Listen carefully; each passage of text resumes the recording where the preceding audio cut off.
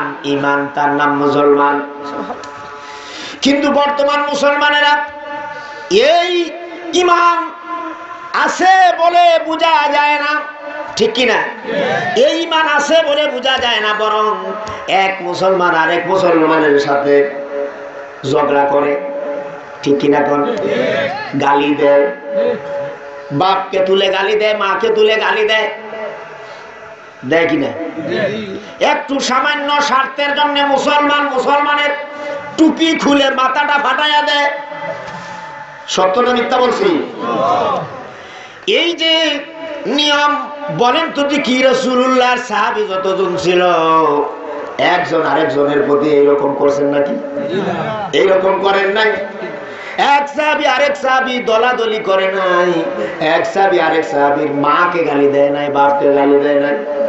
যদিও রাসূলুল্লাহ থাকা অবস্থায় কোন সমস্যা দেখা দিয়েছে, তখন রাসূলুল্লাহর কাছে গিয়া কয়, ইয়া রাসূলুল্লাহ, আমার এই সমস্যার কারণে আমি আপনার কাছে বিচারটা দিলাম। অমুক সাহাবী আমারে ওই রকম ধারণা করেছে। রাসূলুল্লাহ দুইজনে ডাক দিয়েছেন, সামনাসামনি বিচারটা করে দিয়েছেন। দুইজন কি হাত মিলায়া দিয়া, কর্মর্দন করাইয়া মিলায়া দিয়া বিচারটা শেষ, মাথা ফাটাফাটি নাই। এই ছিল মুসলমান। আর বর্তমান মুসলমান দেখবেন ঝগড়া লাগছে, দৌড় দিল গ্রামের মাতব্বরের কাছে, ঠিক কিনা? গ্রামের মাতব্বরের কাছে যাওয়ার পরে ওই মাতব্বর তারে একটা বুদ্ধি শিখিয়ে দিল। বাদী গেল, বিবাদীও গেল, বিবাদীরে একটা, বাদীরে আর একটা। এই ওয়াজটা করলে কিন্তু আমার আর এই গ্রামে মনে হয় আর আসতে পারবো না। আসলে সত্য কথা। আমিও মাঝে মধ্যে বিচার করি, আলহামদুলিল্লাহ। জোরে কোন আলহামদুলিল্লাহ। খালি মাহফিলে ওয়াজ করি এরকম না, তাফসীর করি এরকম না, আমার কাছেও বিচার আসে, আলহামদুলিল্লাহ। কোরআন হাদিস মতো বললে মানুষেরা মানে, তবে ঘুষ টুস খাই না। এটা থেকে আল্লাহ যাতে মাফ করুন, বলেন আমি। জোরে কোন আমি। আমার ভাইয়েরা, হযরতে বেলালকে শাস্তি দেওয়া হলো। হযরতে আবু বকর সিদ্দিক রাদিয়াল্লাহু তাআলা আনহু, তিনি মক্কার মধ্যে খুব বিশিষ্ট একজন ব্যক্তি ছিলেন, ভদ্র ছিলেন, নম্র ছিলেন, সুবহানাল্লাহ। তাকে সবাই মান্য করতেন। হযরতে আবু বকর রাস্তা দিয়ে যাচ্ছেন, বেলালকে শাস্তি দেওয়া হচ্ছে। আবু বকর বললেন, কাকে শাস্তি দাও? কয়, ঈমান এনেছে বেলাল, এজন্য তার শাস্তি দেই। রাসূলুল্লাহ সাল্লাল্লাহু আলাইহি ওয়াসাল্লামের বিশিষ্ট সাহাবী, বিশিষ্ট সাথী হযরতে আবু বকর বললেন, তোমরা আমার কাছে ওকে বিক্রি করো, আমার দুঃখ লাগতেছে, ওকে আর শাস্তি দিও না। ওর গায়ের মধ্যে চামড়াটা খসে গেছে, আংরা এনে, আগুনের আংরা এনে মরুক বালুকার ময়দানের উপরে তাকে শোয়াইয়া দিয়ে পিঠের উপরে আংরা ঢেলে দেওয়া হয়েছে। জোরে কর নাউজুবিল্লাহ। ফুসকা পড়ে গেছে। হযরতে আবু বকর বলেন, উমাইয়া আমার কাছে তারে বিক্রি করো। উমাইয়া বলে, না না, ভালো করে বুঝাইয়া দেব ঈমান কত প্রকার, কি কি। আমাদের ধর্মের উপরে সে কলঙ্ক এনেছে, এখন তারে আমরা ছাড়বো না। হযরতে আবু বকর বুঝাইয়া শোনাইয়া বলল, দেখো এইরকম সে তার ধর্ম নিয়ে থাকার, তোমরা থাকো, আমার কাছে বিক্রি করো, আমি তাকে চাকরি দেব। আলহামদুলিল্লাহ। উমাইয়াকে বুঝানোর পরে উমাইয়া কিছু অঙ্ক টাকা বেশি নিয়ে হযরতে আবু বকরের কাছে বিক্রি করে দিল। আবু বকর রাদিয়াল্লাহু তাআলা আনহু হযরতে বেলালকে মুক্ত করে রাসূলুল্লাহর কাছে সুপর্দ করলেন। রাসূলুল্লাহ সাল্লাল্লাহু আলাইহি সাল্লাম বললেন, ওগো আবু বকর, বেলালকে যখন তুমি খরিদ করো, গোলামির জিঞ্জির থেকে যখন তাকে ছুটাও, তখন তুমি আমি রাসূলুল্লাহকে শরীক করলা না কেন? হযরতে আবু বকর বলেন, ইয়া রাসূলুল্লাহ, ইয়া হাবিবাল্লাহ, আপনি শরীক না হলেও হবে। আমি আবু বকর বিশাল অঙ্কের টাকা দিয়া বেলালকে আমার গোলাম বানাবার জন্য তারে মুক্ত করি নাই। আমি আবু বকর ইসলামের জন্য, কোরআনের জন্য, হাদিসের জন্য, রাসূলের খেদমতের জন্য আমি আবু বকর বেলালকে উৎসর্গ করে দিলাম। আমার ভাইয়েরা, এত কষ্ট করে হযরতে বেলাল ইসলাম গ্রহণ করে কষ্ট পেয়েছেন না পান নাই? এইরকম হাজারো সাহাবীর ইতিহাস আছে, যে সাহাবীগুলি গায়ে কাপড় নাই, পরনে কোনো কাপড় নাই ইসলাম গ্রহণ করার কারণে। ছিল ধনী হয়ে গেল গরিব, ঠিক কিনা? গরিব হওয়ার পরে এই যে কোরআনের আয়াত আল্লাহ নাজিল করলেন, আল্লাহ তাআলা এই জন্য নাজিল করেছেন যে ও মুসলমানেরা, তোমাদের যদি টাকা পয়সা থাকে আর যারা মুসলমান গরিব হয়েছে ওই মুসলমান গুলার উপরে তোমাদের হক আছে। এই জন্য তাদেরকে গলা ধাক্কা দিও না। এরপরে আল্লাহ তাআলা বলেন ওয়ালা ইয়াহুদ্দু আলা তুআমিল মিসকিন, আর মিসকিনদেরকে তোমরা খেতে দিবা, তাদেরকে অনাহারে রাখবা না, এতিমদেরকে অবজ্ঞা করবা না, তাদেরকে দমক দিয়া ফিরাইয়া দিও না, তাড়াইয়া দিও না, তাদের নিকট দিয়া যাইও। আর এতিম মিসকিন আর বিধবা এতিম এর ব্যাপারে রাসূলুল্লাহ বলেন কোন ব্যক্তি যদি কোন মুসলমান একটা এতিম সন্তানের মাথায় যদি হাত বুলাইয়া দেয়, রাসূলুল্লাহ বলেন মাথায় যত গাছা চুল আছে তার সমপরিমাণ সওয়াব আল্লাহ রাব্বুল আলামিন তারে দান কইরা দেয়।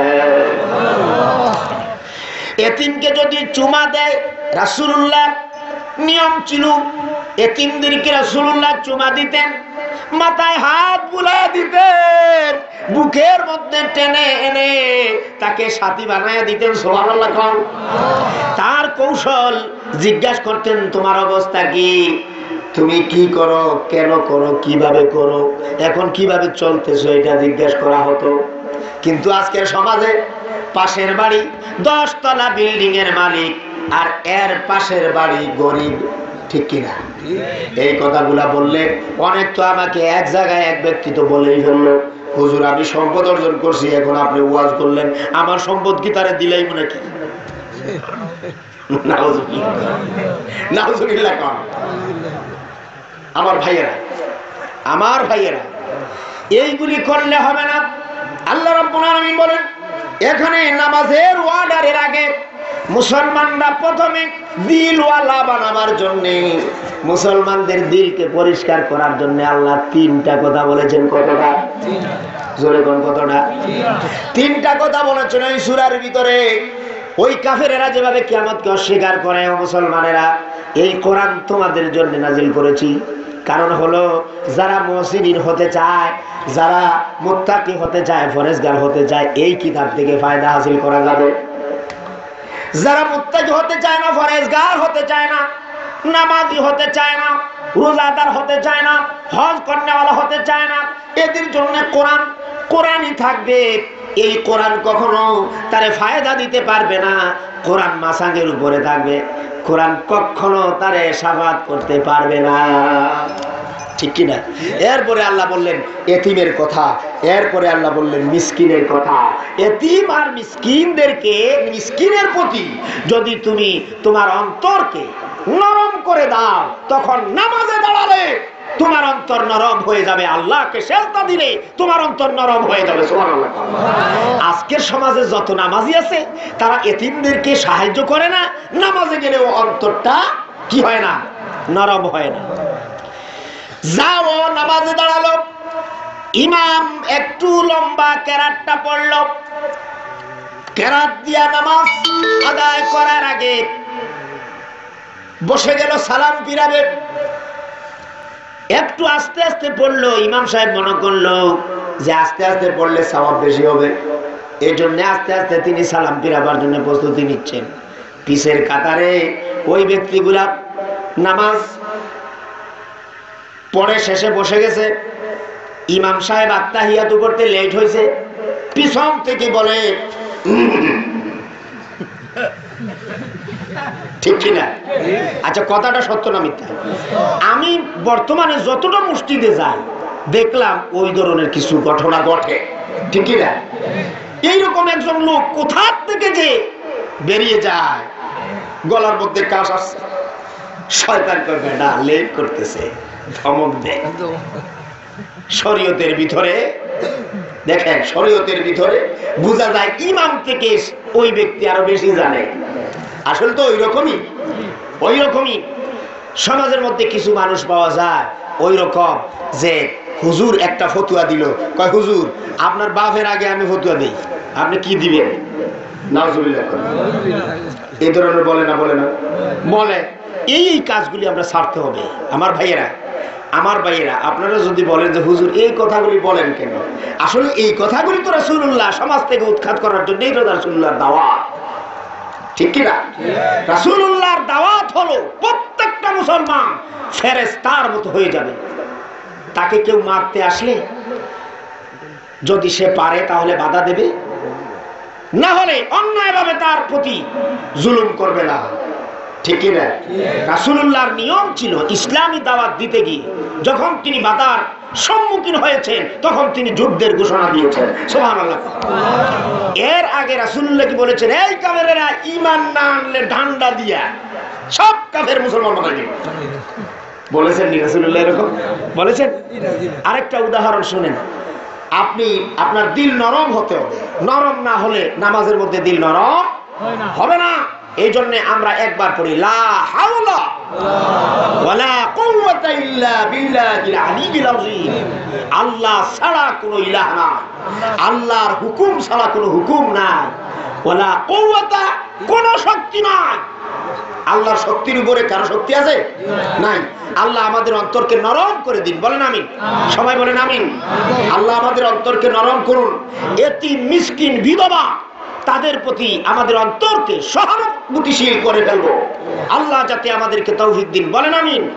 আমার ভাইয়েরা, এরপরে আল্লাহ রাব্বুল আলামিন এমন সুন্দর করে বলছেন ফাওয়াইলুল লিল মুসাল্লিন। ওই সমস্ত নামাজিরা ধ্বংস। সমাজের মধ্যে সব ব্যক্তির নামাজ কবুল হয় না, হয় কারণ আপনি নামাজে গেছেন, অবহেলা করে পড়ছেন, অন্তর তো নামাজে নাই। যদি আপনি ব্যবসায়ী হন তাহলে অমুক মালে 10 টাকার জিনিসে কত টাকা লাভ করতে হবে এই হিসাবটা নামাজের ভিতরে চলে আসবে। আপনি যদি কৃষক হন, জমিনের মধ্যে কোন সার দিলে জমিনের দামটা ভালো হবে আল্লাহর প্রতি বিশ্বাস নাই, নাদান মূর্খের মতো কাজ করে, ঠিক কিনা জোরে বলেন? আরে ভাই, আপনি জমিনে রোপণ করবেন, ভরসা করবেন কার উপরে? জোরে বলে মুসলমান, কার উপরে? আল্লাহর উপরে ভরসা না করলে আপনার ঈমান নষ্ট হয়ে যাবে। আপনি বাজারে গিয়ে সার খোঁজেন, কোন সার? পটাশ, এরপরে আরো কি আছে? ইউরিয়া আছে না নাই? পটাশের সাথে ইউরিয়া, ইউরিয়ার সাথে আরো কি? লাল সারের নাম কি? পটাশ দিয়েই তো পটাশ করে। এই জন্য তো মাঝে মধ্যে ধানগুলা হয় না, ঠিক কিনা? আল্লাহ বলে, আরে ও মুসলমান, তুমি ধান রোপণ করবা, একে বড় করার দায়িত্ব আমি আল্লাহ পাক। সুবহানাল্লাহ। এই যে পাহাড়ের মধ্যে গাছ আছে, এইগুলি আপনারা কি খুব যত্ন করেন নাকি?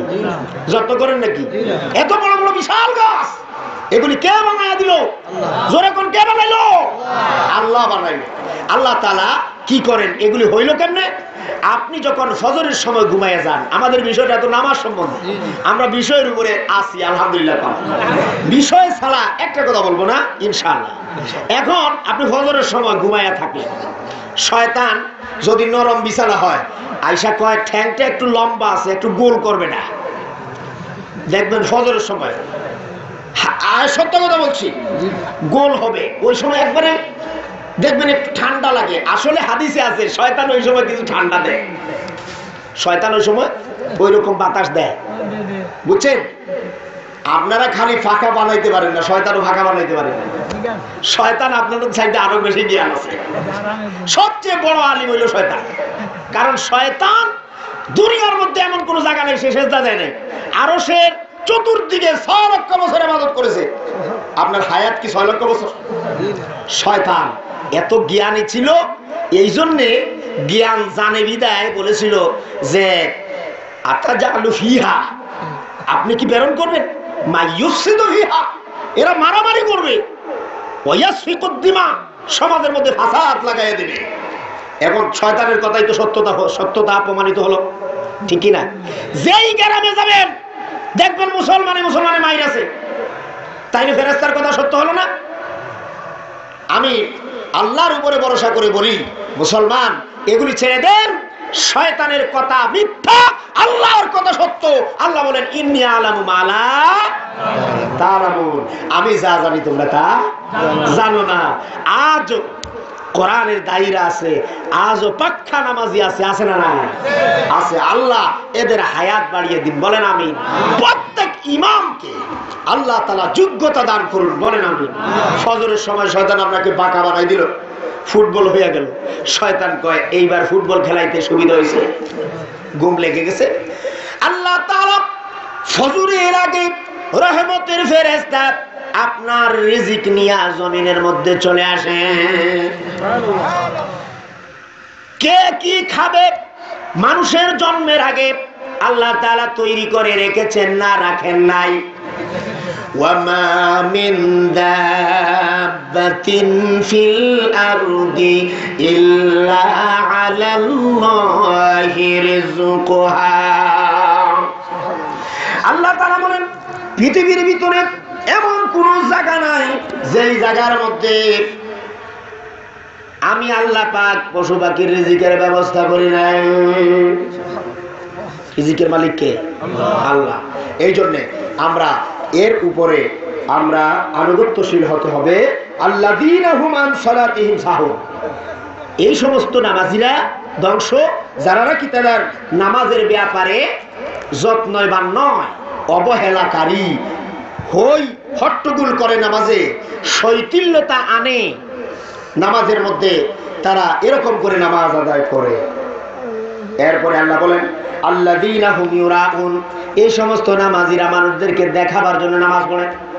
মুরব্বী হয়ে গেছে, দাড়ি না রাখলে আমার মুরব্বী কবে কেমনে, এই জন্য দাড়ি রাখে, নাউজুবিল্লাহ। এই নিয়ত করে দাড়ি রাখতে দাড়ি রাখাটাও হারাম হয়ে যাবে। আর যদি আপনি নবীর সুন্নত হিসাবে রাখেন তাহলে জায়েজ হবে। সুবহানাল্লাহ, জোরে কোন সুবহানাল্লাহ, আলহামদুলিল্লাহ। এরপরে আল্লাহ বলেন দাড়ি লোক দেখাবার জন্য রাখলে, মুরব্বী বলার জন্য রাখলে কিন্তু সুন্নত আদায় হবে না। নামাজ আল্লাহকে খুশি করার জন্য যদি পড়েন না, কায়েম করেন না, আল্লাহর কসম করে বলি নামাজ পড়ে না। এরপরে আল্লাহ বলেন নামাজ পড়লা, নামাজ থেকে বাইর হওয়ার পরে তোমার ও মুমিনের আরেকটা কাজ আছে, ওয়ায়ামনাউনাল মাউন। লোকদেরকে, এতিমদেরকে, মিসকিনদেরকে, বিধবাদেরকে সাহায্য করার জন্য মানুষদেরকে উপদেশ দিতে হবে, বাধা দিতে পারবে না। এখানে বলা হয়েছে যে তারা এতিম, মিসকিন আর বিধবাকে সাহায্য করতে তারা নিষেধ করে, এটা করতে পারবা না। আমরা নামাজের ব্যাপারে যে কথাগুলি বলেছি, আল্লাহ যাতে আমাদেরকে বুঝার তৌফিক দান করুন, বলেন আমিন। আরো জোরে বলেন আমিন। আমার ভাইয়েরা, আমি উদয়ন এক্সপ্রেসে চট্টগ্রাম চলে যেতে হবে, এজন্যে আমি আপনাদেরকে 1 ঘন্টা সময় দিলাম। আল্লাহ তাআলা আগামীতে ইনশাআল্লাহ আপনাদেরকে সময় দেব, বলে ইনশাআল্লাহ, জোরে বলে ইনশাআল্লাহ।